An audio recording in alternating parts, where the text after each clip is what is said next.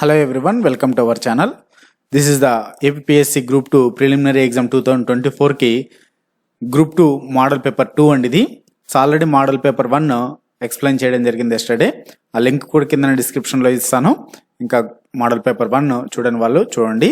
So మీకు టోటల్గా 50 free model papers అనేది మన ఛానల్లో అందించడం జరుగుతుంది. హిస్టరీ, జాగ్రఫీ, అలానే ఇండియన్ సొసైటీ, కరెంట్ అఫైర్స్, అలానే మెంటల్ ఎబిలిటీ. సో 5 సెక్షన్స్ నుంచి ప్రిలిమినరీ ఎగ్జామ్కి ఇంపార్టెంట్ క్వశ్చన్స్ని మీకు మోడల్ క్వశ్చన్ పేపర్స్ రూపంలో డైలీ ఒక మోడల్ పేపర్ అనేది అందించడం జరుగుతుంది. వాటితో పాటుగా ఇతర క్లాసెస్ కూడా గ్రూప్ 2 ఎగ్జామ్కి, గ్రూప్ 1 ఎగ్జామ్కి మన ఛానల్లో ఉచితంగా అందిస్తున్నాము. ఇంకా ఇప్పటి వరకు మన ఛానల్లో ఉన్నటువంటి వీడియోస్ను చూస్తూ మన ఛానల్ని సబ్స్క్రైబ్ చేయని వారు సబ్స్క్రైబ్ చేసుకొని వీడియోని లైక్ చేయండి. అలానే ఈ గ్రూప్ 2 మోడల్ పేపర్ 2 యొక్క పీడిఎఫ్ లింక్ కూడా కింద డిస్క్రిప్షన్లో ఉంది. ఆ లింక్ ద్వారా మీరు పీడిఎఫ్ని కూడా డౌన్లోడ్ చేసుకోవచ్చు ఉచితంగానే. మన ఛానల్ యొక్క యాప్ కూడా ఉంది. యాప్ని కూడా డౌన్లోడ్ చేసుకోండి. అందులో మీకు సమ్ ఆఫ్ ది టెస్ట్లు, మాక్ టెస్ట్లు కావచ్చు, చాప్టర్ వైజ్ టెస్ట్లు కావచ్చు ఉచితంగా అందించడం జరుగుతుంది. యాప్ లింక్ కూడా కింద డిస్క్రిప్షన్లోనే ఉంది. మరి క్వశ్చన్స్లోకి వెళ్దాం. First question. సో ఇందులో మీకు అన్ని సెక్షన్స్ నుంచి క్వశ్చన్స్ ఉంటాయండి. స్థానిక సముద్ర సింహాల జనాభాను రక్షించడానికి ఇటీవల ఏ నగరం 2 ప్రసిద్ధ బీచ్లను మూసివేసింది? First option Navagio, Greece. Second option Sardinia beach, Italy. Third option San Diego, USA. Fourth option Bondi beach, Australia. Answer third one, San Diego, USA. Next one. ప్రపంచంలోనే అత్యంత పొడవైన హైకింగ్ ఓన్లీ ఫుట్పాత్ పేరు ఏమిటి? A Pacific Crest Trail, B Continental Divide Trail, C Appalachian Trail, D Great Trail. Answer third one, Appalachian Trail. Next. క్రింది వాటిలో ఏ భారతీయ రాష్ట్రం దాని పష్మీనా క్రాఫ్ట్ కోసం జిఐ ట్యాగ్ పొందింది? First option Jammu and Kashmir. Second option Himachal Pradesh. Third option Uttarakhand. Fourth option Sikkim. Answer first one, Jammu and Kashmir. Next. 2023 సంవత్సరానికి ప్రతిష్టాత్మకమైన Dadasaheb Phalke lifetime achievement అవార్డుతో ఎవరు సత్కరించబడ్డారు? A Amitabh Bachchan, B Rajinikanth, C Waheeda Rehman, D Dilip Kumar. Answer is third one, Waheeda Rehman. Next. Global innovation index 2023లో భారతదేశం యొక్క rank ఎంత? A 45, B 46, C 41, D 40. Global innovation ఇండెక్స్లో India rank 40. Next. ఇక్కడ మనకు ఆప్టిట్యూడ్ క్వశ్చన్స్ వచ్చాయి. So find the greatest number that will divide 43, 91 and 183 so as to leave the same remainder in each case. So 43ని, 91ని, 183 ఈ 3 నెంబర్లని divide చేసేటువంటి same number, అది కూడా అతిపెద్ద నెంబర్ అంటున్నారు. ఈ 3ని విభజించేటువంటి అతిపెద్ద సంఖ్య కనుక్కోండి. అవి కూడా ఆ సంఖ్య అన్నింటికీ కూడా సేమ్ ఒకే శేషాన్ని ఇస్తుంది అంటున్నాడు. మరి దీన్ని ఏ విధంగా కనుక్కోవాలి అంటే, సో హెచ్సిఎఫ్ కనుక్కోవాలండి. గాసాబా అంటారు, గరిష్ట సామాన్య భాజకం. సో మరి గరిష్ట సామాన్య భాజకం దేనికి కనుక్కోవాలి? సో ఇప్పుడు అక్కడ ఇచ్చినటువంటి వాటికి కాదండి మనం కనుక్కోవాల్సినటువంటిది. గరిష్ట సామాన్య భాజకము వేటికి కనుక్కోవాలి అంటే హెచ్సిఎఫ్ అనేటువంటిది. సో హెచ్సిఎఫ్ ఆఫ్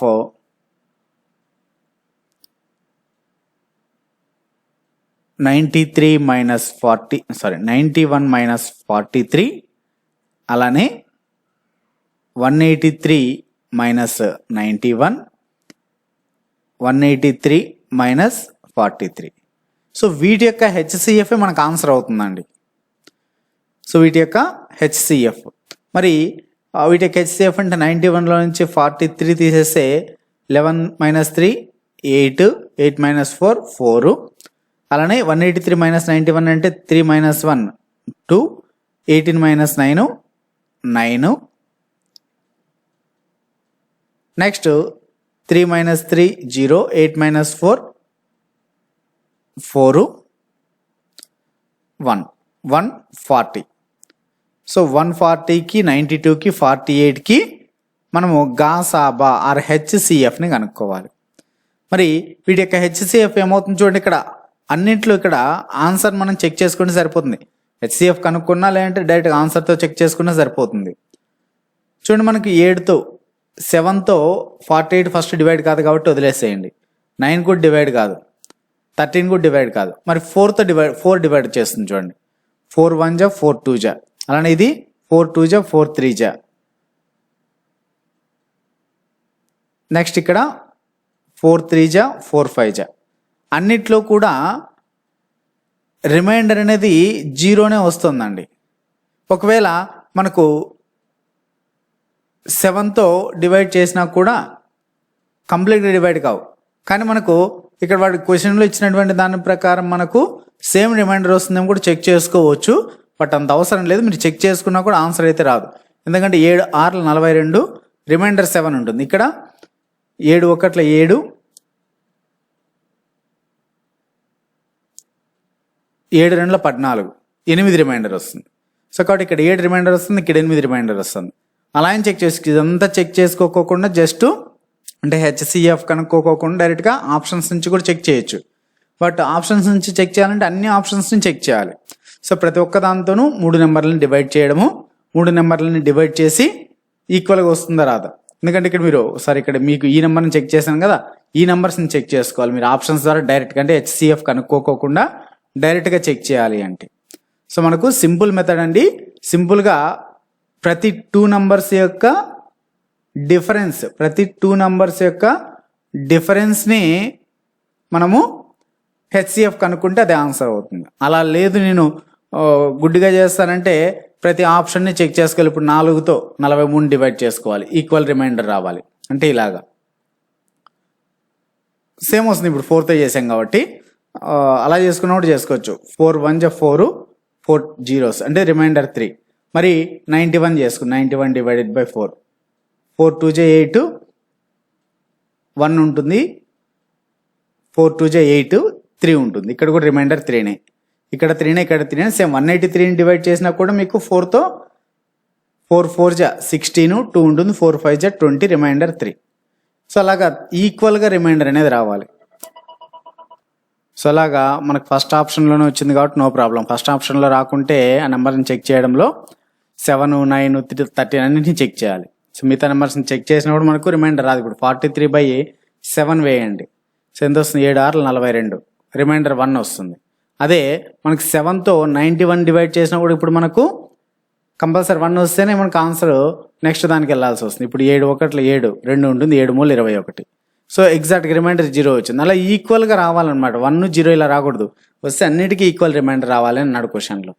సో ఇక్కడ లీవ్ ద సేమ్ రిమైండర్ అన్నారు. సో కాబట్టి 7 కాదు, మరి 9ని చెక్ చేయాలి, 13ని చెక్ చేయాలి అలాగా. సో అలాగా ఆప్షన్స్ అన్నిటినీ చెక్ చేసుకోకుండా సో హెచ్సిఎఫ్ మెథడ్లో మనం వెళ్ళామంటే ఈజీగా ఈ టైప్ ఆఫ్ క్వశ్చన్స్కి ఆన్సర్ చేయొచ్చు. Okay, anyway go for the next question. మనకి ఆన్సర్ అయితే ఈ క్వశ్చన్కి first option is the right answer. Next question, the average weight of 8 persons increased by 2.5 kg when a new person comes in the place of one of them weighing 65 kgs. So ఇక్కడ ఏమంటున్నారంటే 8 మంది యొక్క సగటు బరువు 2.5 kg పెరుగుతోంది అంటున్నారు. మరి ఎందుకు పెరుగుతున్నది అంటే 65 kgల బరువు ఉన్నటువంటి ఒక కొత్త వ్యక్తి రావడం వల్ల ఆ యొక్క వెయిట్ అనేది పెరుగుతున్నది అన్నారు. మరి what might be the weight of the new person. So మరి కొత్త వ్యక్తి యొక్క బరువు ఎంత అన్నాడు. సో చూడండి, ఇక్కడ ఓవరాల్గా మనకు చూసినట్టయితే కొత్త వ్యక్తి యొక్క బరువు అంటున్నారు. సో మనకి ఒక 65 kgల బరువు ఉన్నటువంటి వ్యక్తి ప్లేస్లో కొత్త వ్యక్తి వస్తున్నాడు. 65 kgలు కొత్త వ్యక్తి కాదు, ఇక్కడ 65 kgల బరువు ఉన్నటువంటి వ్యక్తి ప్లేస్లో కొత్త వ్యక్తి రావడం వల్ల 2.5 kgలు పెరుగుతున్నారు అంటున్నారు. సో మరి ఈ టైప్ ఆఫ్ క్వశ్చన్స్ మనకు ఈజీగా చేయొచ్చండి. చూడండి, ఇక్కడ ఉన్నటువంటిది 8 persons అండి, మొత్తం ఉన్నది 8 మంది. ఆ 8 మందిలో ఒక వ్యక్తి పోయి ఇంకొక వ్యక్తి వస్తున్నాడు. మరి ఆ కొత్త వ్యక్తి ఎవరి ప్లేస్లో వస్తున్నాడు అంటే 65 kgల బరువు ఉన్న వ్యక్తి ప్లేస్లో వస్తున్నాడు. సో కాబట్టి మనకి ఇప్పుడు అలా కొత్త వ్యక్తి రావడం వల్ల అందరికి వెయిట్ పెరుగుతుంది, అంటే ఒక్కొక్కరికి 2. యావరేజ్ వెయిట్ అంటే ఏంటి, ఒక్కొక్కరికి పెరుగుతుంది, ప్రతి ఒక్కరికి పెరుగుతున్నది అని. సో ఇక్కడ యావరేజ్గా అందరికి పెరిగినట్టు అనమాట. అంటే ఇక్కడ 2.5 కేజీలు అందరి మీద వేసినట్టు, ఆ ఎక్కువ బరువు వచ్చినట్టు 65 కేజీల పైన ఎంత వెయిట్ ఉన్నదో ఆ వెయిట్ని మొత్తం అందరికీ ఈక్వల్గా పంచినట్టు. సో కాబట్టి మనకి ఈ టైప్ ఆఫ్ క్వశ్చన్కి ఈజీగా చూడండి, 8 మంది మీద ఎంత పెరుగుతున్నది, 2.5 కేజీలు పెరుగుతున్నది కాబట్టి మొత్తం ఎంత పెరిగినట్టు, 8 5 40, 8 2 16, 1 4 20, 20 కేజీలు పెరిగిందండి. 20 కేజీలు కొత్తగా వచ్చి చేరడం వల్ల యావరేజ్ అనేది 2.5 అయింది. మరి ఎవరి ప్లేస్లో 65 కేజీల వ్యక్తి ఉన్న ప్లేస్లో కదా. సో కాబట్టి అందరికీ యాక్చువల్గా 65 ఇక్కడ కొత్త వ్యక్తి 65 కేజీలు బరువు ఉన్న వ్యక్తి ప్లేస్లో వచ్చాడు కాబట్టి మనకు ఈ 20 కేజీలు కలుపుకుంటే 85 కేజీలు అవుతుంది. అంటే మనకి ఇక్కడ ఆన్సరు 85 కేజెస్. సో 85 కేజీల బరువు ఉన్న వ్యక్తి 65 కేజీల బరువు ఉన్న వ్యక్తి ప్లేస్లో చేరాడు. So answer third option. Next 2 numbers respectively 2 numbers are respectively 20% and 50% more than a third number. So 2 numbers ఎలా ఉన్నాయి అంటే, ఒకటేమో మూడో దానికన్నా 20% ఎక్కువ ఉంది, ఇంకొకటేమో మూడో దానికన్నా 50% ఎక్కువ ఉంది అంటున్నారు. అయితే ఏమంటున్నారు, the ratio of 2 numbers is, మరి ఆ 2 నంబర్ల యొక్క నిష్పత్తి ఎంత అంటున్నారు. చూడండి ఇక్కడ నెంబర్ అయితే మనకి ఎక్కడ ఏమి ఇవ్వలేదు, 3 నెంబర్లు ఉన్నాయి, అవి ఏవో తెలియదు. సో కాబట్టి మనకి ఇప్పుడు 3వ నెంబర్ ఫస్ట్ తీసుకుందాం, third number. So third number X అనుకుంటే, మరి మీరేం 2 numbers ఎలా ఉన్నాయి, ఫస్ట్ నెంబర్ చూసినట్టయితే ఫస్ట్ నెంబర్ ఏమన్నారు, 20% ఎక్కువ ఉంది 3వ నెంబర్ కన్నా అన్నారు. అంటే 3వ నెంబర్ ఇదే కదా, అంటే 120% ఆఫ్ ఎక్స్, 120% ఆఫ్ ఎక్స్ అంటే 120x/100. 0 0 క్యాన్సిల్ అయితే 2 6 2 5, 6x/5. ఇది ఫస్ట్ నెంబర్. మరి సెకండ్ నెంబర్ ఎలా ఉందంటున్నారు, సెకండ్ నెంబర్ 50% మోర్ దెన్, అంటే 100 ప్లస్ ఒక 50, 50% మోర్ అన్నారు కదా, కాబట్టి 150% ఆఫ్ ఏది, third number. So 150% of third number అని దాని అర్థం. మరి దీన్ని మనం రాసుకున్నట్టయితే 150x/100. 0 0 క్యాన్సల్, 5 2 5 3. సో ఇది 3x/2. మనకేమన్నాడు, ఆ 2 numbers యొక్క ratio. So first number second number యొక్క రేషియో. సో ఇది ఫస్ట్ నెంబరు, రేషియో అంటే మనకు ఈస్ట్ వేసుకుంటాం, ఈస్ట్ 3x/2. ఇప్పుడు దీన్ని మనము ఇలా ఇవ్వలేదు వాడు. సో రేషియో మనకు ఆప్షన్స్లో ఇలా ఇవ్వాలి, ఎక్స్లో ఏమి ఇవ్వలేదు కాబట్టి. సో ఇక్కడ ఎక్స్ క్యాన్సిల్ అవుతుంది. సో 5కి 2కి LCM 10 అవుతుంది. సో 10 LCM అనుకుంటే, సో ఇప్పుడు 6 2 12, 5 3 15. అప్పుడు ఎప్పుడు కూడా మనకు రేషియోలో ఈ కింద ఉన్నటువంటి తీసేస్తాం. సో కాబట్టి ఇక్కడ మనం తీసుకుంటే 4 3 3 4 3 5 4:5 అవుతుంది answer. Answer third option. Next question, if A is the brother of B, B is the sister of C and C is the father of D, how D is related to A. So blood relations నుంచి అండి, A is the brother of B అంటే A B యొక్క సోదరుడు అనే దాని అర్థం. B is the sister of C అంటే C యొక్క సోదరి బి అని. C is the father of D, D యొక్క తండ్రి సి అని. How is D related to A, ఏకి డి ఏమవుతారు అనేది మనకు question. So blood relation diagram వేస్తే first statement A is the brother of B అంటున్నారు. A is the brother of B. B gender మనకి ఫస్ట్ స్టేట్మెంట్లో ఇవ్వలేదు, ఏ జెండర్ ఇచ్చారు. ప్లస్ అంటే ఇక్కడ మేల్ అని, మైనస్ అంటే ఫీమేల్ అని. A is the brother of B. Okay, next B is the sister of C. B వచ్చేసి సిస్టర్ ఆఫ్ సి అంటున్నారు. సో ఈ హైఫన్ అనేది brother sister relations, cousin relation. And ఏమన్నారు, C is the father of D. C వచ్చేసి D యొక్క father male, D యొక్క father C. How is D related to A, ఏకి D ఏమవుతారు. చూడండి ఇక్కడ ఏకి డి ఏమవుతారు, డికి ఏమవుతారు. డి మరియు ఏకి సంబంధం ఎలా ఉంది అంటే, ఇక్కడ తెలుగులో కన్నా కొంచెం ఇంగ్లీష్లో ఇంకా కొంచెం క్లారిటీగా ఉందండి. How is D related to A, దాన్ని మనం ఎగ్జాక్ట్గా చెప్పాలంటే ఏకి డి ఏమవుతాడని ఎగ్జాక్ట్గా తెలుగులో ఉండాలి. ఏకి డి ఏమవుతాడు. సో ఏకి డి ఏమవుతారు? జెండర్ లేదు ఇక్కడ డీకి. మరి జెండర్ లేనప్పుడు ఎలా డిసైడ్ చేస్తాము? డిసైడ్ చేయలేము. సో కాబట్టి డిసైడ్ చేయలేము, జెండరు డిసైడ్ చేయలేము ఇక్కడ. ఎందుకంటే ఏ యొక్క బ్రదర్ సి అవుతాడు, బ్రదర్ యొక్క సన్ ఆర్ డాటర్ అంటారు. బ్రదర్ యొక్క son or daughter, brother or sister యొక్క son or daughter nephew or niece అవుతారు. చాలామంది ఇక్కడ నెఫ్యూ ఉంది కదా, సో నెఫ్యూ ఉంది కాబట్టి నెఫ్యూ అని పెడుతుంటారు. సో బట్ ఎప్పుడు కూడా ఈ ఆప్షన్ సెలెక్ట్ చేసుకోకండి, ఎందుకంటే ఇక్కడ డి యొక్క జెండర్ డిసైడ్ చేయలేదు కాబట్టి cannot be determined is the answer. Next one, ఇక్కడ స్టేట్మెంట్స్ ఇచ్చారు, 2 స్టేట్మెంట్స్, కాజ్ అండ్ ఎఫెక్ట్స్ అండి. So cause and effective, the meteorological department has issued a statement mentioning deficient rainfall during monsoon in many parts of the country. అంటే దేశంలోని అనేక ప్రాంతాల్లో ఋతుపవనాల సమయంలో లోటు వర్షపాతం పేర్కొంటూ వాతావరణ శాఖ ఒక ప్రకటన విడుదల చేసింది అన్నారు. రెండో స్టేట్మెంట్ ఏమన్నారు? The government has lowered the revised estimate GDP growth from the level of earlier estimates.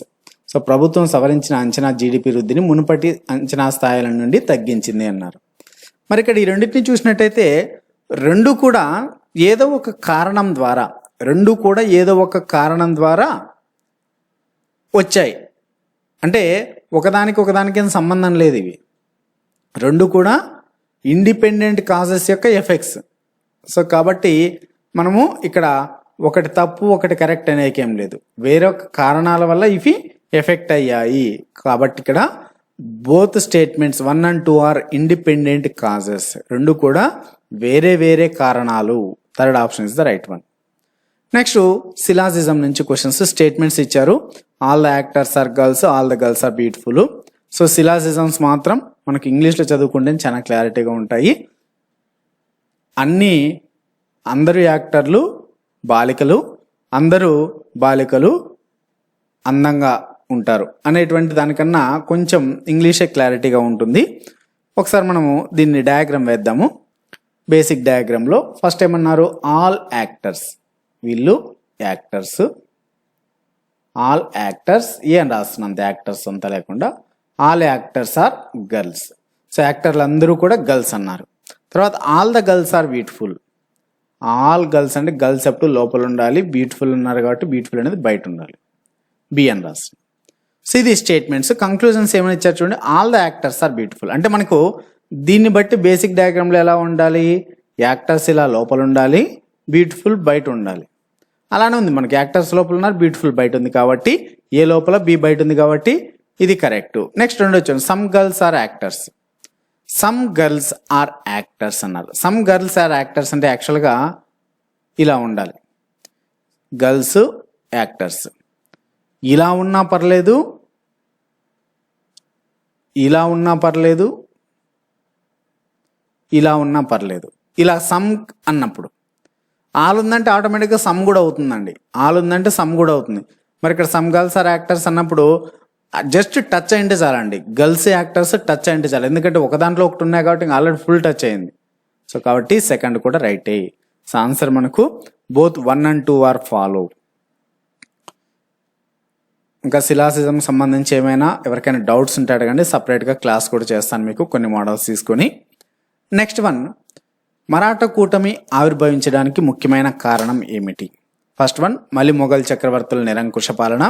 Second option, Mughal చక్రవర్తుల బలహీనత. థర్డ్ వన్, మలి మొఘలుల అనుసరించిన సావధాన రాజీ విధానము. ఫోర్త్ వన్, ఢిల్లీకి మరాఠాల పయనం. ఆన్సర్ ఫస్ట్ వన్, మలి మొఘల్ చక్రవర్తుల నిరంకుశ పాలన. నెక్స్ట్ జతపరచండి అని ఇచ్చారు. సో కొన్ని దేవాలయాల మంటపాలు ఎవరు నిర్మించారనేసి అడుగుతున్నారు. సో రంగనాథ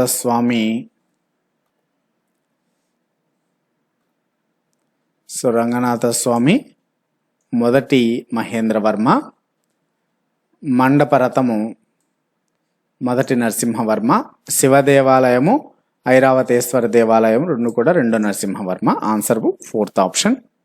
నెక్స్ట్, రెండో చంద్రగుప్తుడి పరిపాలనా కాలంలో భారతదేశాన్ని సందర్శించిన చైనా యాత్రికుడు ఎవరు? First one Hiuen Tsang, second one Itsing, third one Fahien, fourth option lapping.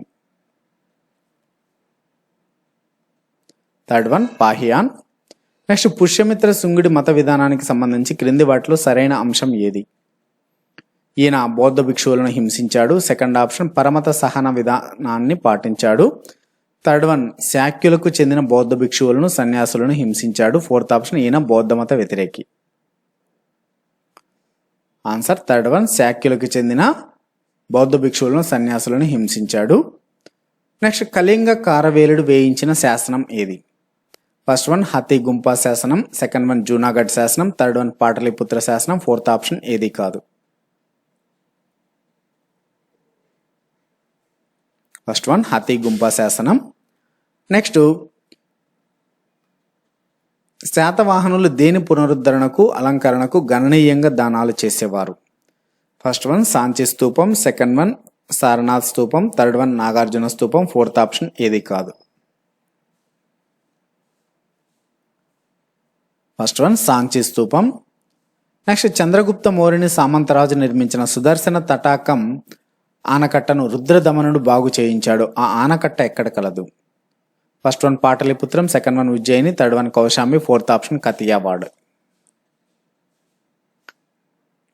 Fourth one Kathiawad. Next క్రింది వాటిలో సరికాని జతను పేర్కొనండి. మిజోరాం అత్యధిక బాలల లింగ నిష్పత్తి. రెండవ ఆప్షన్ హర్యానా అత్యల్ప బాలల లింగ నిష్పత్తి. సి కేరళ అత్యధిక అక్షరాస్యత శాతము. డి నాగాలాండ్ అత్యధిక జనాభా వృద్ధి రేటు. ఆన్సర్ ఫోర్త్ వన్ అత్యధిక జనాభా వృద్ధి రేటు అనేది wrong one, fourth one. Next వేసవి కాలంలో సంభవించే వర్షాలు ఏవి? ఏ చక్రవాత వర్షాలు, బి సంవహన వర్షాలు, సి పర్వతీయ వర్షాలు, డి పైవేవి కావు. సెకండ్ వన్ సంవహన వర్షపాతాలు. నెక్స్ట్ భారతదేశంలో కల్లా అతిపెద్ద జిల్లా ఏది? First one Thurpu Godavari, second one Leh, third one Ladakh, fourth one ఏది కాదు. Third one Ladakh. నెక్స్ట్ భూమధ్య రేఖ మీద ఏ తేదీన సూర్యకిరణాలు లంబంగా పడతాయి?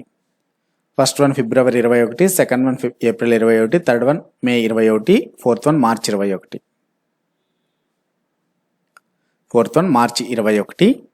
నెక్స్ట్ ప్రపంచమంతటికి వర్తించే ప్రామాణిక కాలం. ఫస్ట్ వన్ గ్రీనిచ్ ప్రామాణిక కాలము, సెకండ్ వన్ స్థానిక కాలం, థర్డ్ వన్ 82.5 డిగ్రీల తూర్పు రేఖాంశం, ఫోర్త్ వన్ ఏది కాదు.